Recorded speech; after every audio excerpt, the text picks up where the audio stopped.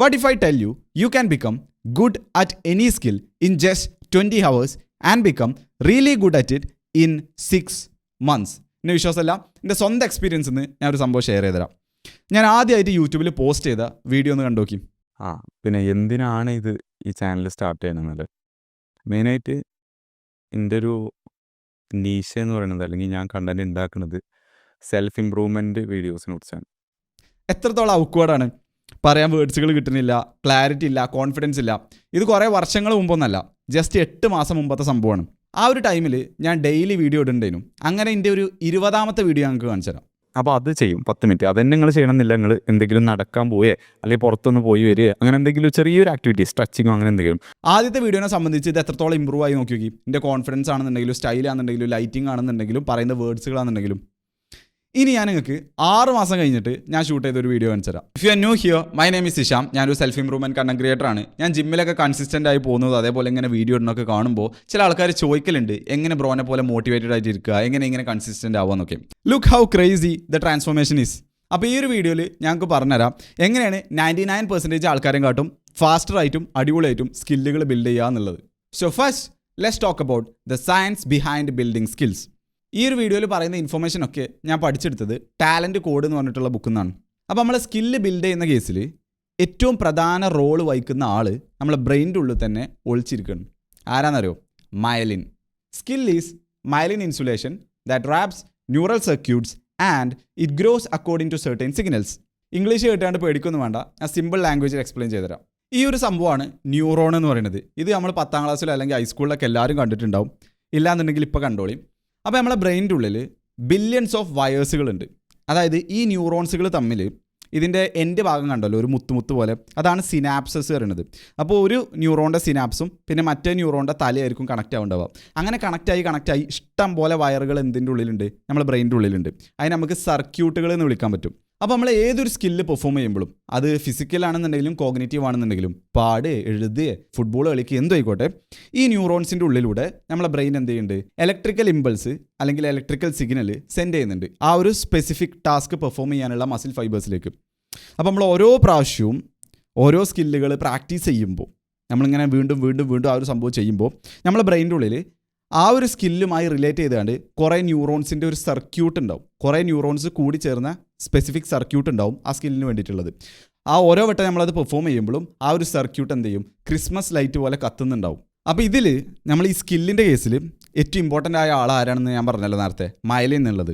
അപ്പോൾ ഈ ഒരു പിക്ചറിൽ നിങ്ങൾക്ക് കാണാൻ പറ്റും ആ ഒരു ന്യൂറോണിൻ്റെ മെയിൻ തണ്ട് എന്ന് വേണമെങ്കിൽ പറയാം. ആ നടുവിലുള്ള തണ്ടുമുള്ള ഒരു കവറിങ് കണ്ട, അതാണ് മയലിൻ എന്ന് പറയുന്നത്. അപ്പോൾ മയലിൻ്റെ മെയിൻ റോൾ എന്ന് പറഞ്ഞു കഴിഞ്ഞാൽ ഈ ഒരു സിഗ്നൽ പാസ് ചെയ്യുന്ന ന്യൂറോൺസിനെ അതിൻ്റെ ആ നടുവിൽ റാപ്പ് ചെയ്യുക എന്നുള്ളതാണ്. നമ്മളെ വീടുകളിലൊക്കെ വയറിങ് ചെയ്തിട്ടുള്ള കോപ്പർ വയറുകൾ നിങ്ങൾ ശ്രദ്ധിച്ചിട്ടില്ലേ? അതിൻ്റെ മുകളിൽ കവറിങ് ആയിട്ട് ഒരു ഇൻസുലേഷൻ ഉണ്ടല്ലോ. മെയിനായിട്ട് ഷോർട്ട് ആവാതെക്കാനും, അതേപോലെ തന്നെ നമുക്ക് പെട്ടെന്ന് ഏത് വയറാണെന്ന് ഐഡൻറ്റിഫൈ ചെയ്യാനും പല കളറിലൊക്കെ കൊടുത്തിട്ടുണ്ടല്ലോ. അപ്പോൾ ഇതിൻ്റെ ഒരു റീസൺ എന്ന് പറയുന്നത് ആ ഒരു ഇലക്ട്രിസിറ്റി ലോസ് ആവാതെ കറക്റ്റ് വോൾട്ടേജിൽ എവിടേക്കാണോ എത്തേണ്ടത് അവിടേക്ക് എത്താൻ വേണ്ടിയിട്ടാണല്ലോ. അപ്പോൾ അതുപോലെ തന്നെയാണ് നമ്മളെ മയലിനും പ്രവർത്തിക്കുന്നത്. മയലിൻ എന്ന് പറയുന്നത് ന്യൂറോണുള്ള ഇൻസുലേഷനാണ്. എന്തിന്? അതിലൂടെ പോകുന്ന ഇലക്ട്രിക്കൽ ഇമ്പൾസ് അല്ലെങ്കിൽ ഇലക്ട്രിക്കൽ സിഗ്നൽ വേറെ എവിടേക്കും ലൂസ് ആവാതെ കറക്റ്റ് ഇൻറ്റൻ്റ് ആയിട്ടുള്ള സ്ഥലത്തേക്ക് അക്യുറേറ്റ് ആയിട്ട് ആ കറക്റ്റ് ടൈമിങ്ങിൽ എത്താൻ വേണ്ടിയിട്ട്. എത്രത്തോളം നമ്മൾ ആ സ്കില്ല് പെർഫോം ചെയ്യുന്നോ അത്രത്തോളം ആ സ്കില്ലുമായി റിലേറ്റ് ആയ സർക്യൂട്ടുകൾ ഫയർ ചെയ്യുന്നുണ്ടാവും. എത്രത്തോളം ആ സർക്യൂട്ടുകൾ ഫയർ ആവുന്നുണ്ടോ അത്രത്തോളം കൂടുതൽ മയലിൻ എന്ത് ചെയ്യും? അതിന് മുകളിൽ റാപ്പ് ചെയ്യും. ഓരോ ലെയർ ആ മയലിൻ ഇങ്ങനെ ഇൻക്രീസ് ചെയ്യുന്നതോറും ആ ചെയ്യുന്ന സംഭവത്തിൻ്റെ ആ ഒരു സ്കില്ലിൻ്റെ സ്പീഡും അക്യുറസിയും കൂടി വരും. The thicker the myelin gets, the better it insulates and the faster and more accurate our movements and thoughts become. നമ്മളിപ്പോൾ ജിമ്മിക്ക് പോകുമ്പോൾ എന്താ ചെയ്യുക? നമുക്ക് ഭയങ്കര എളുപ്പമുള്ള വെയിറ്റുകളല്ല, പകരം നമുക്ക് കുറച്ച് ബുദ്ധിമുട്ടുള്ള, പൊക്കാൻ പറ്റും എന്ന അത്യാവശ്യം ബുദ്ധിമുട്ടുള്ള രീതിയിലുള്ള വെയിറ്റുകൾ പൊക്കുമ്പോൾ നമ്മളെ മസിൽസ് എങ്ങനെ റെസ്പോണ്ട് ചെയ്യും? കുറച്ച് കാലം കഴിയുമ്പോൾ കൂടുതൽ സ്ട്രോങ്ങർ ആൻഡ് ബിഗ്ഗർ ആവുന്നു. അതുപോലെ തന്നെ നമ്മൾ ഓരോ സ്കില്ലുകളും നമുക്ക് ഈസി ആയിട്ടുള്ളതല്ല, പകരം ചലഞ്ചിങ് ആയിട്ടുള്ള സംഭവങ്ങൾ നമ്മൾ കഷ്ടപ്പെട്ട് ഇങ്ങനെ ചെയ്യുമ്പോൾ നമ്മളെ സർക്യൂട്ടുകൾ എങ്ങനെ റെസ്പോണ്ട് ചെയ്യും? കൂടുതൽ ഫാസ്റ്റർ ആൻഡ് അക്യുറേറ്റ് ചെയ്യാണ്ട്. ഇനി നമ്മൾ സ്കില്ലുകൾ പഠിച്ചു കഴിഞ്ഞാൽ എന്താ സംഭവിക്കുക എന്നുള്ളത് പറഞ്ഞുതരാം. നമ്മളൊരു സ്കിൽ സർക്യൂട്ട് കൂടുതൽ ഡെവലപ്പ് ചെയ്യുന്നതിനനുസരിച്ച് ആ സ്കില്ല് എന്തായി മാറും? ഓട്ടോമാറ്റിക്കായി മാറും. അതായത് കോൺഷ്യസ് മൈൻഡിൽ നിന്ന് അത് അൺകോൺഷ്യസ് മൈൻഡിലേക്ക് ഷിഫ്റ്റ് ആവും, ഒരു സെക്കൻഡ് നേച്ചർ എന്നുള്ള രീതിയിൽ. ഈ ഒരു ഇമേജ് നോക്കിക്കഴിഞ്ഞാൽ നിങ്ങൾക്ക് കാണാൻ പറ്റും. നൊവൈസ്, ഇൻ്റർമീഡിയറ്റ്, അതുപോലെ സ്കിൽഡ് ആയിട്ടുള്ള ആൾക്കാരെ ബ്രെയിൻ സ്കാൻ ആണിത്. ഇതിൽ നൊവൈസിൻ്റെ ബ്രെയിനാണ് ഏറ്റവും കൂടുതൽ പണിയെടുക്കുന്നത്. സ്കില്ലഡ് ആയിട്ടുള്ള ആളതാണ് ഏറ്റവും കുറവ് പണിയെടുക്കുന്നത്. ഇതെന്തുകൊണ്ടാണ് സംഭവിക്കണമെന്ന് വെച്ച് കഴിഞ്ഞാൽ നമ്മളൊരു സ്കില്ല് ഫസ്റ്റ് പഠിക്കുന്ന ടൈമിൽ ഇതിലെല്ലാ സംഭവങ്ങളും സ്റ്റോർ ചെയ്ത് വെക്കുന്നത്, ഇതിലെല്ലാ സ്റ്റെപ്പുകളും നോട്ടീസ് ചെയ്ത് വെക്കുന്നത് നമ്മളെ വർക്കിംഗ് മെമ്മറിയിലേക്കാരം. അപ്പോൾ അങ്ങനെ ചെയ്ത് കഴിഞ്ഞാലുള്ള പ്രശ്നം എന്താ വെച്ചാൽ നമുക്ക് വേറെയുള്ള കാര്യങ്ങളൊന്നും ഫോക്കസ് ചെയ്യാൻ പറ്റില്ല. അതുകൊണ്ടാണ് സ്കില്ലുകൾ പതുക്കെ നമ്മൾ പഠിക്കുന്നതിനനുസരിച്ച് ഓട്ടോമാറ്റിക്കായി മാറുന്നത്.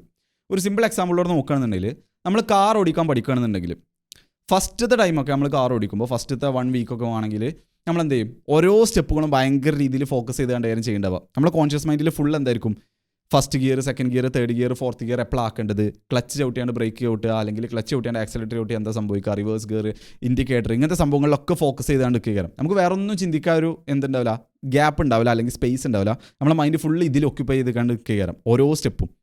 പിന്നീട് നമ്മൾ ഒരാഴ്ച 2 ആഴ്ച അല്ലെങ്കിൽ ഒരു മാസമൊക്കെ ഇങ്ങനെ കാർ ഓടിച്ചു കഴിഞ്ഞാൽ ഈ സാധനങ്ങളൊക്കെ നമുക്ക് എന്തായിട്ടുണ്ടാവും, ഓട്ടോമാറ്റിക് ആയിട്ടുണ്ടാവും.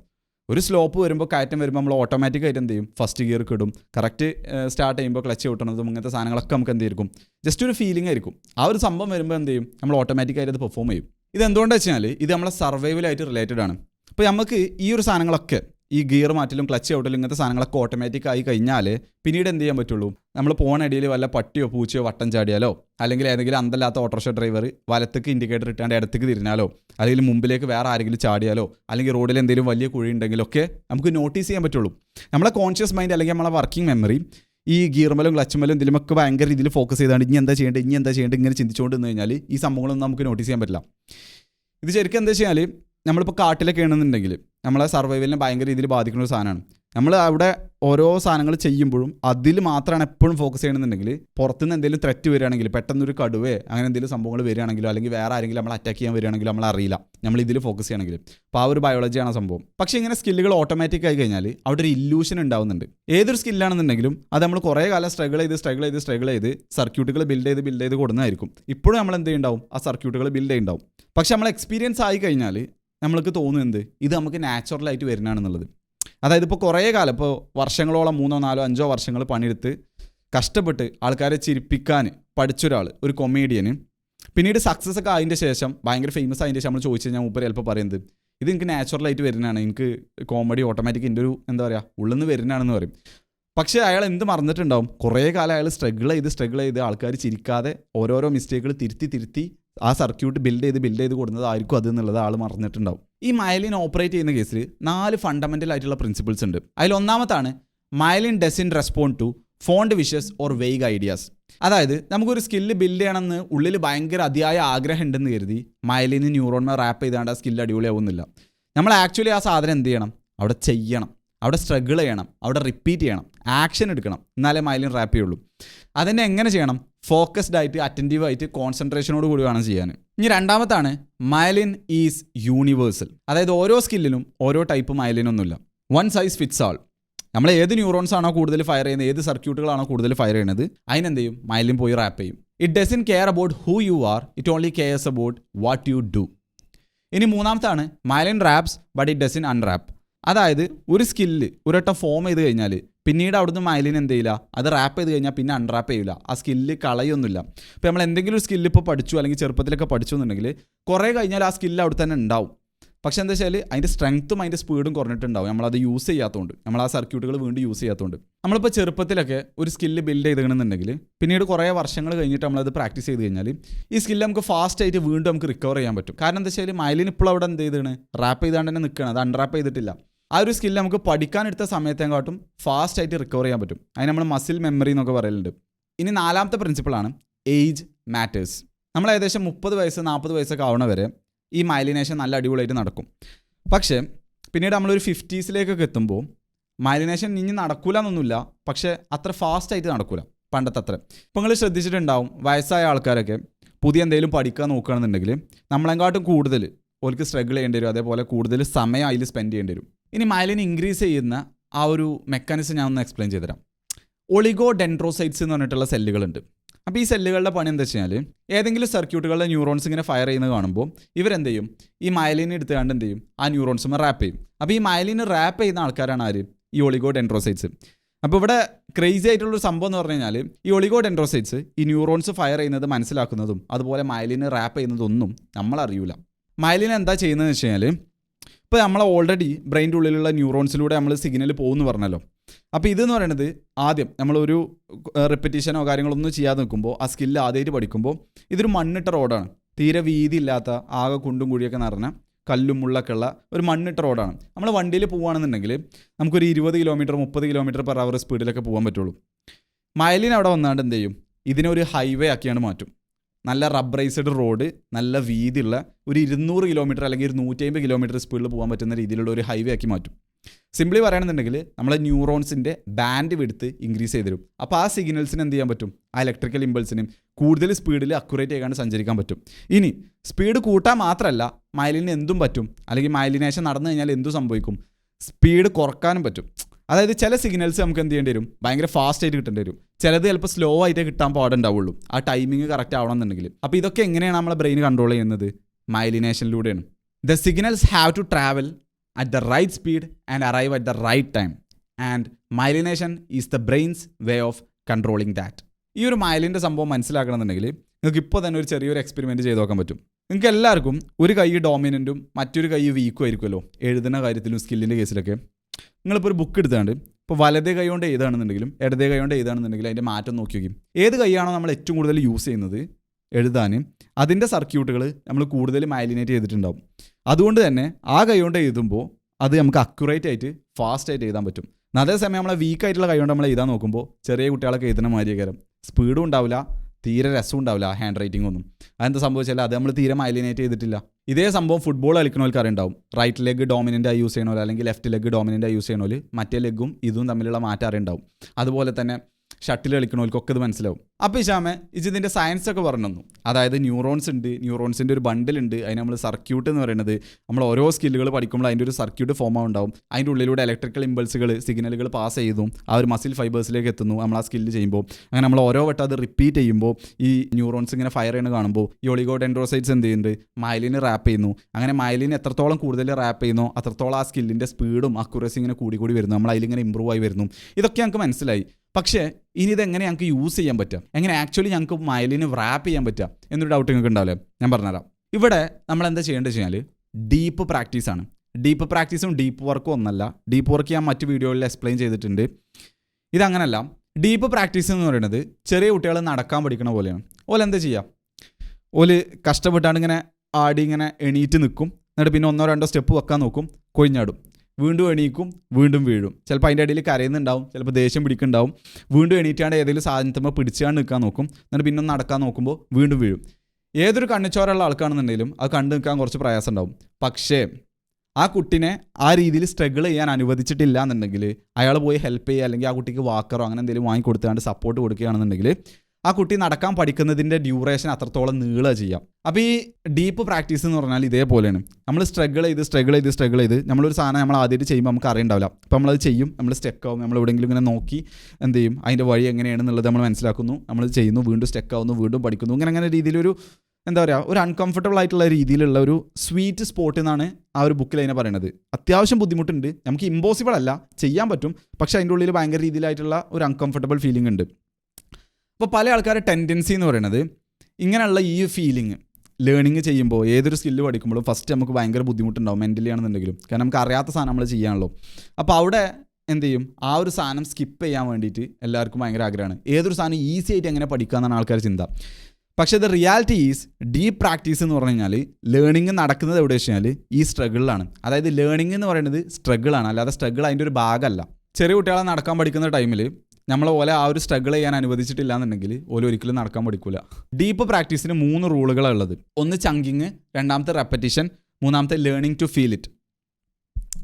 ചങ്കിങ് എന്ന് പറഞ്ഞാൽ എന്താ വെച്ചാൽ നമ്മൾ ഏതൊരു സ്കില്ലാണെന്നുണ്ടെങ്കിലും അതിനെന്ത് ചെയ്യുക, സബ് സ്കില്ലുകളായിക്കാണ്ട് ഡിവൈഡ് ചെയ്യാം. എന്നിട്ട് ഓരോന്നും സ്ലോ ആയിട്ട് എന്ത് ചെയ്യുക, ഓരോ സാധനങ്ങളും സെപ്പറേറ്റ് ആയിട്ട് സ്ലോ ആയിട്ട് ചെയ്താണ്ട് പഠിക്കുക. എന്നിട്ട് പിന്നെ അതിൻ്റെ സ്പീഡ് ഇങ്ങനെ കൂട്ടാം. അത് എന്താണെന്നുള്ളത് ഞാൻ ഒരു വിഷ്വൽ ഡെമോൺസ്ട്രേഷനിലൂടെ കാണിച്ചു തരാം.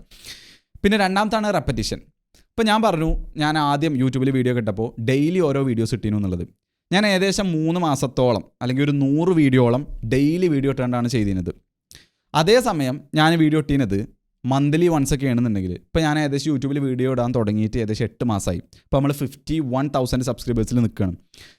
അപ്പോൾ ഞാൻ ആ ഫസ്റ്റത്തെ 3-4 മാസം ഡെയിലി വീഡിയോ ഇടുന്നതിൻ്റെ പകരം മന്ത്ലി വൺസോ അല്ലെങ്കിൽ വീക്ക്ലി വൺസൊക്കെ വീഡിയോ ഇട്ടിട്ടുള്ളൂ എന്നുണ്ടെങ്കിൽ ഇപ്പോൾ ഏകദേശം ആകെ എത്ര വീഡിയോ ഒക്കെ ആയിട്ടുണ്ടാവുള്ളൂ? ഒരു 15 20 അല്ലെങ്കിൽ 30 ഒക്കെ വീഡിയോ ആയിട്ടുണ്ടാവുള്ളൂ. പകരം ഞാൻ അന്ന് 100ഓളം വീഡിയോ ആ ഒരു 3 മാസത്തിനുള്ളിൽ ഇട്ടുകൊണ്ട് ഞാൻ ഒരുപാട് റെപ്പറ്റീഷൻ ചെയ്തുകൊണ്ട് ആ സ്കില്ലിൽ ഞാൻ അത്രയും പെട്ടെന്ന് ബെറ്ററായി, എഫിഷ്യൻ്റായി. ഞാൻ വരുത്താനുള്ള കുറേ മിസ്റ്റേക്കുകൾ തുടക്കത്തിൽ തന്നെ വരുത്തി. So repetition is very important.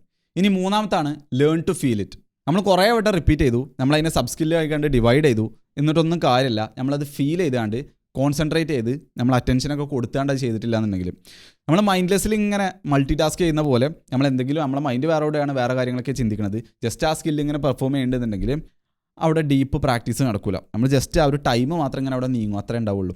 ഇപ്പോൾ ഡീപ്പ് പ്രാക്ടീസ് എന്താ ഞാൻ എക്സ്പ്ലെയിൻ ചെയ്തു തന്നു, അതിൻ്റെ റൂളുകൾ ഞാൻ എക്സ്പ്ലെയിൻ ചെയ്തു തന്നു. ഇനി ഇതിൻ്റെ ആക്ഷൻ പ്ലാൻ നിങ്ങൾ എങ്ങനെയാണ് ഇത് പെർഫോം ചെയ്യേണ്ടതെന്നുള്ളത് ഞാൻ എക്സ്പ്ലെയിൻ ചെയ്തുതരാം. ഓക്കെ, അപ്പോൾ ഇതാണ് കീബോർഡ്. ഇത് ഞാനൊരു 6ാം ക്ലാസ് 7ാം ക്ലാസ്സിലൊക്കെ ആയ ടൈമിൽ പഠിച്ചതിനൊരു സംഭവമാണ്. പിന്നെ ഞാൻ ആകെ 1-2 വർഷം പഠിച്ചതിന് ശേഷം പിന്നെ നിർത്തി. പിന്നെ എനിക്ക് എപ്പോഴെങ്കിലുമൊക്കെ താല്പര്യം തോന്നുമ്പോൾ ഏതെങ്കിലും ഒരു പുതിയ പാട്ടൊക്കെ ഇറങ്ങുമ്പോൾ പഠിക്കണം തോന്നുമ്പോൾ ഞാൻ യൂട്യൂബിൽ നോക്കിയാണ് ജസ്റ്റ് പഠിക്കും.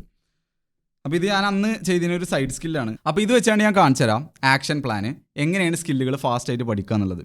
അപ്പോൾ സ്കില്ലുകൾ പഠിക്കാനുള്ള ഫസ്റ്റ് സ്റ്റെപ്പ് എന്ന് പറയുന്നത് എന്താ വെച്ചാൽ ലേൺ ഡയറക്റ്റ്ലി. ഇപ്പോൾ ഞാനിത് പഠിക്കാൻ പോകുന്നത്, ഞാൻ ഒരു പാട്ടാണ് ഇവിടെ പ്ലേ ചെയ്യാൻ പോകുന്നത്, പൈററ്റ്സ് ഓഫ് കരീബിയനിലെ നമ്മളെ ജാക്ക് സ്പാരോൻ്റെ മെയിൻ തീം സോങ്. അപ്പോൾ അത് പഠിക്കാൻ നമ്മൾ കുറേ നേരം ഇങ്ങനെ യൂട്യൂബ് കണ്ട് ഇങ്ങനെ അല്ലെങ്കിൽ ട്യൂട്ടോറിയൽസ് ഇങ്ങനെ കണ്ടുനിന്നിട്ട് കാര്യമില്ല. നമ്മൾ ആദ്യം എന്ത് ചെയ്യണം, ആ സ്കില്ല് ഡയറക്റ്റ് ആയിക്കാണ്ട് ചെയ്യണം. എന്താണോ ആ സാധനം ചെയ്യണം. നമ്മൾക്ക് പുതിയ ലാംഗ്വേജ് പഠിക്കാനെന്നുണ്ടെങ്കിൽ നമ്മൾ ആൾക്കാരുടെ ഇടയിൽ പോയി കണ്ട് ആ ലാംഗ്വേജ് സംസാരിക്കണം. നമ്മൾ ചിത്രം വരക്കാനാണ് പഠിക്കണമെന്നുണ്ടെങ്കിൽ യൂട്യൂബ് ട്യൂട്ടോറിയൽസ് ഇങ്ങനെ കണ്ടുനിന്നിട്ട് കാര്യമില്ല. ആക്ച്വലി അവിടെ പേപ്പറും പെന്നും എടുത്തുകൊണ്ട് അല്ലെങ്കിൽ പേപ്പറും പെൻസിലും എടുത്തുകൊണ്ട് നമ്മൾ വരക്കാൻ തുടങ്ങണം. അപ്പോൾ അതാണ് ഒന്നാമത്തെ റൂള് അല്ലെങ്കിൽ ഒന്നാമത്തെ സ്റ്റെപ്പ്, ലേൺ ഡയറക്റ്റ്ലി. ഇനി രണ്ടാമത്താണ് മെറ്റാ ലേണിംഗ്. മെറ്റാ ലേണിംഗ് എന്ന് പറഞ്ഞാൽ നമ്മളിത് എങ്ങനെയാണ് പഠിക്കേണ്ടതെന്ന് മനസ്സിലാക്കണം. Learning to learn. ഇതിൻ്റെ മൊത്തം ഒരു ഓവർവ്യൂ. 2-3 വർഷം മുമ്പ് ഞാൻ ഈ ഒരു തീം സോങ്, ഈ ജാക്ക് സ്പാരോൻ്റെ ഈ തീം സോങ് ഓൾറെഡി പഠിച്ചതാണ്. പിന്നെ ഞാൻ കഴിഞ്ഞ 2-3 ദിവസമായിട്ട് ഈ വീഡിയോക്ക് വേണ്ടിയിട്ട് അതൊന്ന് പൊടി തട്ടിയെടുത്തു. അപ്പോൾ ആ ഒരു സംഭവം എങ്ങനെയാണ് പ്ലേ ചെയ്യണമെന്നുള്ളത് ഞാൻ കാണിച്ചു തരാം ഈ ഒരു ഇതിലൂടെ. അപ്പോൾ ഫസ്റ്റത്തെ നമ്മൾ പറഞ്ഞു ലേൺ ഡയറക്റ്റ്ലി, രണ്ടാമത്തെ പറഞ്ഞാൽ മെറ്റാ ലേണിംഗ് ആണ്. ഇപ്പോൾ മെറ്റാ ലേണിങ്ങിൻ്റെ എക്സാമ്പിൾ പറഞ്ഞു കഴിഞ്ഞാൽ ഇപ്പോൾ ഇവിടെ ഞാൻ പഠിക്കുന്ന ജാക്ക് സ്പാരോൻ്റെ സോങ്, തീം സോങ്, ഞാൻ ആദ്യം എന്തൊക്കെയാണ് എങ്ങനെ പഠിക്കണം എന്നുള്ളൊരു ഐഡിയ ഉണ്ടാക്കുകയാണ്. അപ്പോൾ ഞാൻ യൂട്യൂബിൽ പോയിട്ട് ഇങ്ങനെ പിയാനോൻ്റെ ജസ്റ്റ് ഒരു വീഡിയോ, ഇങ്ങനെ സ്ലോ ആയിട്ടൊന്നല്ല, എങ്ങനെ പ്ലേ ചെയ്യണം എന്നുള്ളത് ഒരു ഐഡിയ കിട്ടാൻ വേണ്ടിയിട്ട് ഒരു വീഡിയോ കണ്ടു നോക്കുകയാണ്. അപ്പോൾ ഞാൻ യൂട്യൂബിൽ പോയി കണ്ട് pirates of Caribbean on piano എന്ന് അടിച്ചു കൊടുത്തു. എന്നിട്ട് ഞാൻ ഫസ്റ്റ് ജസ്റ്റ് അതിൻ്റെ ട്യൂട്ടോറിയലൊന്ന് കാണാൻ.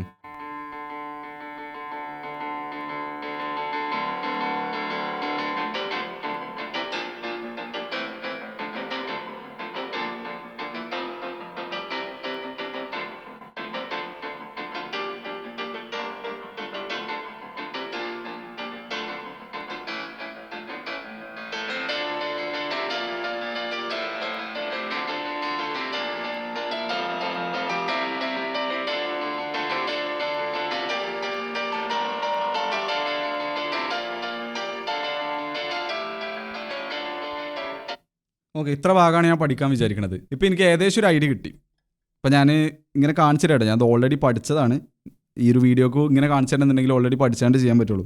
അപ്പോൾ എനിക്ക് ഐഡിയ കിട്ടി എന്ത്, റൈറ്റ് ഹാൻഡ് യൂസ് ചെയ്യുന്നുണ്ട്, ലെഫ്റ്റ് ഹാൻഡ് യൂസ് ചെയ്യുന്നുണ്ട്, ഏതൊക്കെ പിച്ചിലാണ് അല്ലെങ്കിൽ ഏതൊക്കെ കോഡുകളാണ് വരുന്നത്, A major, B major, C major, അങ്ങനെ ഓരോ ഇതുണ്ട്. അതിൽ ഏത് ഭാഗത്താണ് അത് യൂസ് ചെയ്യണത് അല്ലെങ്കിൽ ഏത് ഭാഗത്താണ് ഇത് പ്ലേ ചെയ്യണമെന്ന് മനസ്സിലായി. ഇപ്പോൾ മെറ്റാ ലേണിംഗ് ആയി എന്ത്, ലേണിംഗ് ഹൗ ടു ലേൺ എന്നുള്ളത് ഞാൻ മനസ്സിലാക്കി, എങ്ങനെയാണ് ചെയ്യേണ്ടത് എന്നുള്ളത് ഒരു ഐഡിയ ഉണ്ടാക്കി. അതേപോലെ തന്നെ ലേൺ ഡയറക്റ്റ്ലി, അതാണ് ഫസ്റ്റത്തത്, ഞാൻ ഡയറക്റ്റ് ആയിട്ട് പഠിക്കുകയാണ്. ഇനി മൂന്നാമത്തെ റൂളാണ് ചങ്ക് ഇറ്റ് അപ്പ്.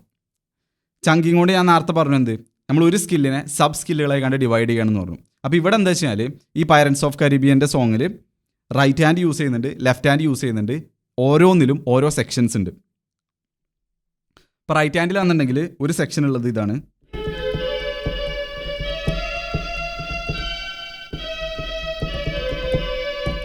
അത്. പിന്നുള്ളതാണ്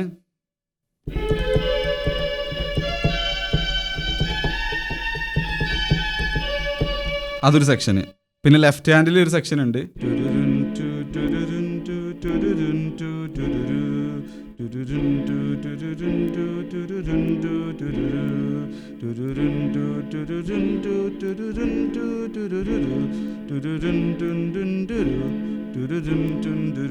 അത് ലെഫ്റ്റ് ഹാൻഡ്. ഇപ്പം ഞാൻ പീസായി ബ്രേക്ക് ചെയ്തു. അതായത് റൈറ്റ് ഹാൻഡിൽ ഇവിടെ 2 സെക്ഷൻ ഉണ്ട്, ലെഫ്റ്റ് ഹാൻഡിൽ ഇവിടെ 2 സെക്ഷൻ ഉണ്ട്. ഇനി എന്താ ചെയ്യേണ്ടത് വെച്ചാൽ ഡീപ്പ് പ്രാക്ടീസാണ്. ഇനി ഇതെന്ത് ചെയ്യേണ്ടി വരും, ഇതിലുള്ള ഓരോ സാധനങ്ങളും ഇപ്പോൾ ഞാൻ പറഞ്ഞ ഓരോ സെക്ഷനുകളും ഓരോന്നും ഇങ്ങനെ പ്രാക്ടീസ് ചെയ്യേണ്ടി വരും.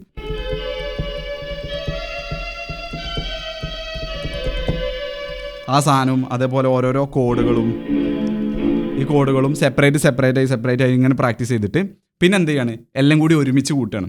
അപ്പോൾ എല്ലാം കൂടി ഒരുമിച്ച് കൂട്ടി കഴിഞ്ഞാൽ ഇപ്പോൾ നിങ്ങൾ ഇമാജിൻ ചെയ്യുക, ഞാൻ 2-3 ദിവസമൊക്കെ എടുത്തിട്ട് ഇതിൽ ഓരോ സെക്ഷനുകളും സെപ്പറേറ്റ് ആയി അങ്ങനെ പഠിച്ചു. അങ്ങനെ ഓർഡർ ഒന്നുമില്ല, ഫസ്റ്റ് പിന്നത്തെ ലാസ്റ്റ് അങ്ങനെയൊന്നുമില്ല, ഓരോന്നും ക്ലിയർ ആക്കി, ഓരോ പാട്ടും ക്ലിയർ ആക്കി. ഇനി അതിൻ്റെ ശേഷം ഞാൻ എന്താ ചെയ്യുക വെച്ചാൽ ഇതെല്ലാം കൂടി കൂട്ടി യോജിപ്പിക്കും. റൈറ്റ് ഹാൻഡും ലെഫ്റ്റ് ഹാൻഡും ഒപ്പം വായിക്കണം. അപ്പോൾ അത് കൂട്ടി യോജിപ്പിച്ച് കഴിഞ്ഞാൽ ഏകദേശം എങ്ങനെ വരും എന്നുള്ളത് കാണിച്ചു തരാം. അതിൻ്റെ ഫസ്റ്റ് ഒരു ഇൻട്രോ തൊട്ട് തുടങ്ങാം കേട്ടോ.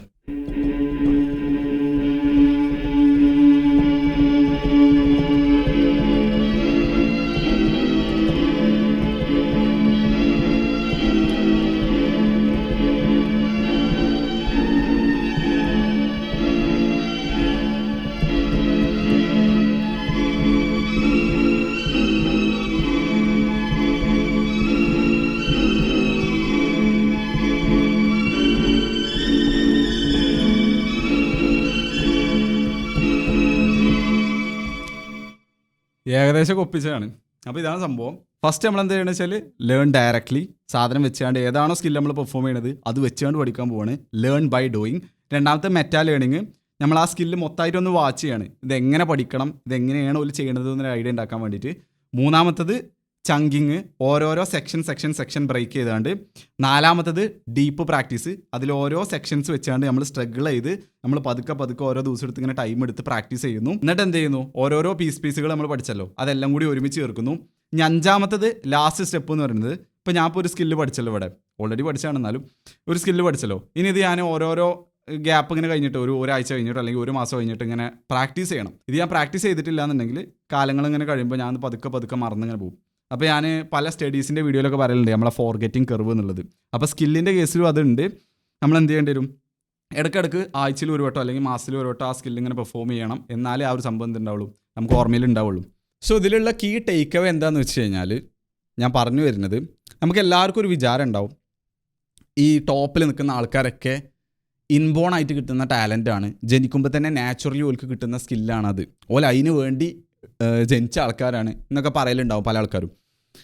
പക്ഷെ അത് കംപ്ലീറ്റ്ലി ശരിയല്ല, അങ്ങനെയല്ല നമ്മളെ സിസ്റ്റം വർക്ക് ചെയ്യുന്നത്.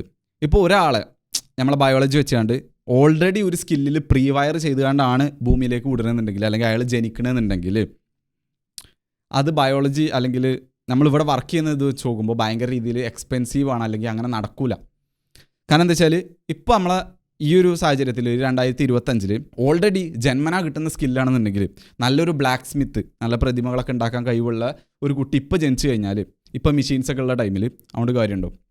അതേപോലെ തന്നെ ഒരു നല്ലൊരു അടിപൊളി വേൾഡ് ക്ലാസ് സോഫ്റ്റ്വെയർ എഞ്ചിനീയറിൻ്റെ സ്കില്ലുള്ള ഒരു കുട്ടി ഓൾറെഡി പ്രീ വയർ ചെയ്താണ്ട് ആ ജീൻസിൽ ആ ഒരു സ്കില്ലുള്ള കുട്ടി ഒരു 1800-കളിലൊക്കെ ജനിച്ചിട്ട് എന്തെങ്കിലും കാര്യമുണ്ടോ, കമ്പ്യൂട്ടറൊന്നും ഇല്ലാത്ത ടൈമിൽ ഇല്ല. അപ്പോൾ ഒരിക്കലും സ്കില്ലുകൾ, ഈ ഒരു സ്കിൽ സർക്യൂട്ടുകൾ നമുക്ക് ഓൾറെഡി പ്രീ വയർ ചെയ്താണ്ട് വരുന്ന സ്കിൽ സർക്യൂട്ടുകളുണ്ട്. നമ്മൾ ജനിക്കുമ്പോൾ തന്നെ നമുക്ക് ചെയ്യാൻ പറ്റുന്ന സാധനങ്ങൾ, ഓൾറെഡി ചെയ്യാൻ പറ്റുന്ന സാധനങ്ങൾ, സംസാരിക്കാൻ ഉള്ള കഴിവുകൾ അല്ലെങ്കിൽ കാണാനുള്ള കഴിവ് അല്ലെങ്കിൽ കേൾക്കാനുള്ള കഴിവ്, അങ്ങനെ പലതും ഉണ്ട്.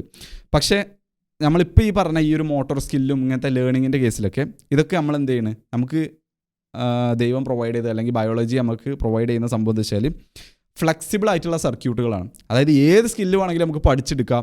അതിന് നമ്മൾ എന്താ ചെയ്യേണ്ടത്, ഈ പറഞ്ഞ റൂളുകളൊക്കെ ഫോളോ ചെയ്ത് നമ്മളിങ്ങനെ മൈലിനേഷൻ ചെയ്ത് വരുന്നതിനനുസരിച്ച് അതെന്ത് ചെയ്യും, വർഷങ്ങളോളം നമ്മൾ പ്രാക്ടീസ് ചെയ്യുമ്പോൾ അത് ബെറ്ററായി വരും. അല്ലാതെ അതെന്തല്ല ഒരു ഇൻബോൺ ആയിട്ട് നമ്മൾ ജനിക്കുമ്പോൾ തന്നെ കിട്ടുന്ന ഒരു സംഭവമല്ല എന്ന് കരുതി ജെനറ്റിക്സ് ഒരിക്കലും ഇമ്പോർട്ടൻ്റ് അല്ല എന്ന് ഞാൻ പറയുന്നില്ല. ഇപ്പോൾ പ്രത്യേകിച്ച് സ്പോർട്സ് അത്ലറ്റിക്സിലൊക്കെ നോക്കുമ്പോൾ ഇപ്പോൾ നിങ്ങളൊരു 165 സെൻറ്റിമീറ്റർ ഹൈറ്റുള്ള ഒരാളാണെന്നുണ്ടെങ്കിൽ നിങ്ങൾക്ക് ഈ ലോകത്തിലെ ഏറ്റവും ബെസ്റ്റ് ബാസ്കറ്റ് പ്ലെയർ ആവണം നിങ്ങൾ പറയുകയാണെന്നുണ്ടെങ്കിൽ, അതേ സമയം ഒരു 6 അടി ഹൈറ്റുള്ള 6 ഫീറ്റ് ഹൈറ്റുള്ള ഒരാൾക്ക് നിങ്ങളെങ്ങാട്ടും നാച്ചുറൽ അഡ്വാൻറ്റേജ് ഉണ്ട് ബാസ്കറ്റ് ബോൾ പഠിക്കണം എന്നുണ്ടെങ്കിൽ അല്ലെങ്കിൽ അതിലേക്ക് വരണം എന്നുണ്ടെങ്കിൽ. നിങ്ങളെ ഫുൾ പൊട്ടൻഷ്യലിൽ നിങ്ങൾ എത്തിക്കഴിഞ്ഞാലും ഓലെ ഫുൾ പൊട്ടൻഷ്യൽ, ആ 6 ഫീറ്റുള്ള ആളെ ഫുൾ പൊട്ടൻഷ്യൽ നിങ്ങളെങ്ങാട്ടും എത്രയോ മുകളിലായിരിക്കും. അപ്പോൾ നിങ്ങൾ അവിടെ എത്ര ബെസ്റ്റ് വർക്ക് ഇട്ടാലും അയാൾക്ക് എപ്പോഴും നിങ്ങളെങ്ങാട്ടും കൂടുതൽ നാച്ചുറൽ അഡ്വാൻറ്റേജ് ഉണ്ടാവും. എന്നാൽ അതേസമയം നിങ്ങൾക്ക് ചിലപ്പോൾ വേറൊരു ഫീൽഡിൽ നാച്ചുറൽ അഡ്വാൻറ്റേജ് ഉണ്ടാവും, അല്ലെങ്കിൽ നിങ്ങൾ ഒരുപാട് കാലം വളർന്നു വന്ന ടൈമിൽ ഇഷ്ടംപോലെ മൂവീസും ഫിക്ഷനൊക്കെ വായിക്കുന്ന ആളാണെന്നുണ്ടെങ്കിൽ നിങ്ങൾക്ക് നല്ല ഇമാജിനേഷൻ അല്ലെങ്കിൽ ക്രിയേറ്റിവിറ്റി ഉണ്ടാവും. അപ്പോൾ അങ്ങനെയാണെങ്കിൽ നിങ്ങൾക്കൊരു നോവലിസ്റ്റ് ആവാനുള്ള നല്ലൊരു സ്കില്ല് അവിടെ ഇങ്ങനെ നിങ്ങൾ ബിൽഡ് ചെയ്ത് വന്നിട്ടുണ്ടാവും നിങ്ങൾ അറിയാതെ. അപ്പോൾ ജെനറ്റിക്സ് മാറ്റർ അല്ല എന്നല്ല, പക്ഷേ ഈ എന്തോ നമുക്കൊരു സ്കില്ല് ബിൽഡ് ചെയ്യണമെന്ന് ആഗ്രഹം ഉണ്ടെന്നുണ്ടെങ്കിൽ നമുക്ക് എന്ത് ചെയ്യാൻ പറ്റും, ഈ പറഞ്ഞ കാര്യങ്ങളൊക്കെ ശ്രദ്ധിച്ച് കഴിഞ്ഞാൽ അല്ലെങ്കിൽ ഈ പറയുന്ന രീതിയിൽ ചെയ്ത് കഴിഞ്ഞാൽ നമുക്കത് ബിൽഡ് ചെയ്യാൻ പറ്റും. ജസ്റ്റ് കംപ്ലീറ്റ്ലി എന്തല്ല, ജീൻസുമേ ഡിപ്പെൻഡ് അല്ല എന്ന് മനസ്സിലാക്കുക. ഏറ്റവും ഇമ്പോർട്ടൻ്റ് ആയിട്ടുള്ള സംഭവം എന്താ വെച്ചാൽ നമ്മളിപ്പോൾ ടി വിയിലൊക്കെ കാണുന്ന എക്സ്പേർട്ടുകളൊക്കെ ഉണ്ടാവുമല്ലോ, ഏതൊരു ഫീൽഡിലാണെന്നുണ്ടെങ്കിലും, സ്പോർട്സ് ആണെങ്കിലും സിംഗിങ് ആണെന്നുണ്ടെങ്കിലും റൈറ്റിംഗ് ആണെന്നുണ്ടെങ്കിലും ഏതൊരു സ്കില്ലാണെന്നുണ്ടെങ്കിലും ഓലൊക്കെ വർഷങ്ങളോളം അല്ലെങ്കിൽ ഡെക്കേഡുകളോളം എന്ത് ചെയ്തിട്ടുണ്ടാവും, ഈ ഡീപ്പ് പ്രാക്ടീസും ചങ്കിങ്ങും ഒക്കെ ചെയ്തിട്ടുണ്ടാവും. ഓലിങ്ങനെ ആ സ്കില്ലിൽ അല്ലെങ്കിൽ ആ ഒരു സർക്യൂട്ടിൽ മൈലിന് ബിൽഡ് ചെയ്ത് അത്ര അടിപൊളിയായിട്ടുണ്ടാവും. ചിലപ്പോൾ നമ്മൾ ഈ ഭൂമിയിൽ ജീവിച്ചതിനെക്കാട്ടും കൂടുതൽ കാലം പോലെ എന്ത് ചെയ്തിട്ടുണ്ടാവും, ആ സ്കില്ല് പ്രാക്ടീസ് ചെയ്തിട്ടുണ്ടാവും. Nothing important comes into being overnight. Even grapes and figs need time. Epictetus പറഞ്ഞതാണ്. അപ്പോൾ നിങ്ങൾക്ക് ഇതേപോലെ സംഭവങ്ങൾ വായിക്കാൻ താല്പര്യം ഉണ്ടെന്നുണ്ടെങ്കിൽ ഔട്ട്ലേഴ്സ് മൺഡേ എന്ന് പറഞ്ഞതിൻ്റെ ന്യൂസ് ലെറ്റർ ചെക്ക് ചെയ്ത് നോക്കുക. ലിങ്ക് ഡിസ്ക്രിപ്ഷനിൽ കൊടുത്തിട്ടുണ്ട്. അപ്പോൾ ഞാൻ യൂട്യൂബിൽ വീഡിയോ പോസ്റ്റ് ചെയ്യുന്നതിൻ്റെ കുറച്ച് ദിവസം മുമ്പ് ഞാൻ എന്ത് ചെയ്യും, ഈ ഒരു ന്യൂസ് ലെറ്റർ റിലീസ് ചെയ്യും. അപ്പോൾ നിങ്ങൾക്ക് ആദ്യം അതിൽ പോയി വായിച്ചിട്ട് പിന്നെ എന്ത് ചെയ്യുക, അതിൻ്റെ വീഡിയോയും കൂടിയും കാണുമ്പോൾ നല്ല രീതിയിൽ മനസ്സിലാവും. Remember, everything cannot be taught, but everything can be learned. I hope this video is helpful for you guys. See you in the next video.